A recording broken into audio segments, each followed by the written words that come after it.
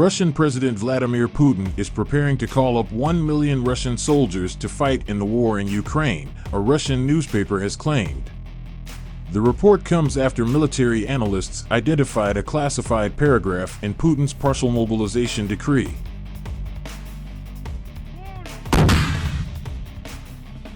As military recruiters begin knocking on doors with summons in hand, and almost a dozen schools in the region's capital have been transformed into conscription centers, activists say some men in remote areas have resorted to hiding in the forest while others flee the country, with lengthy lines reported at the country's land borders.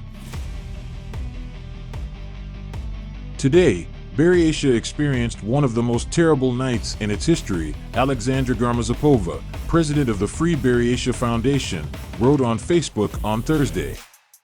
Although reports have emerged from across the country of men receiving military summons, including some of those arrested for protesting in Moscow, the intensity of the recruitment drive in Buryatia has further fueled suspicions that ethnic minorities are being sent to fight and die in Ukraine at disproportionate rates.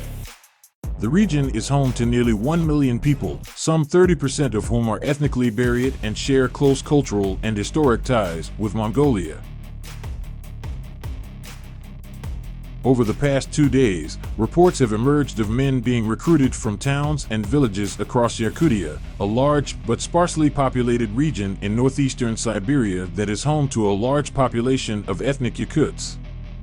According to local media, 4,500 men are expected to be recruited from the region.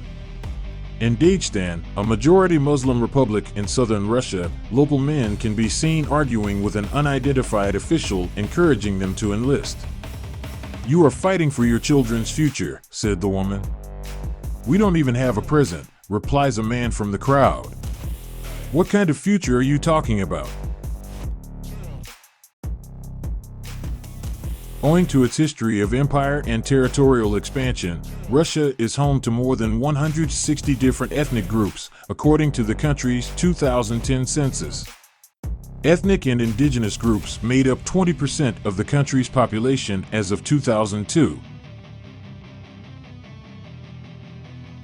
Russian officials have been deeply secretive about their battlefield losses, which U.S. officials estimate could be as high as 20,000 deaths and which Ukrainian officials peg at more than twice that. Analysis by activist groups and the media have raised suspicions that ethnic minorities are dying at disproportionately high rates.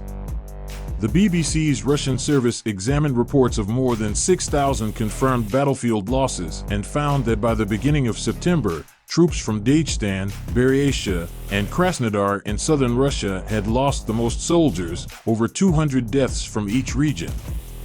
By comparison, only 15 people from the Moscow region, which accounts for almost 1/10 of Russia's population, had been killed in battle. Russian regions are significantly poorer than Western Russia. In Buryatia, where the average monthly salary is 1/3 of that in Moscow and St. Petersburg, the military offered local men the possibility of a stable salary. The army for them before the war was a good way to earn money and take care of their mortgages, said Natalia Arno, president of the Free Russia Foundation, who was originally from the region.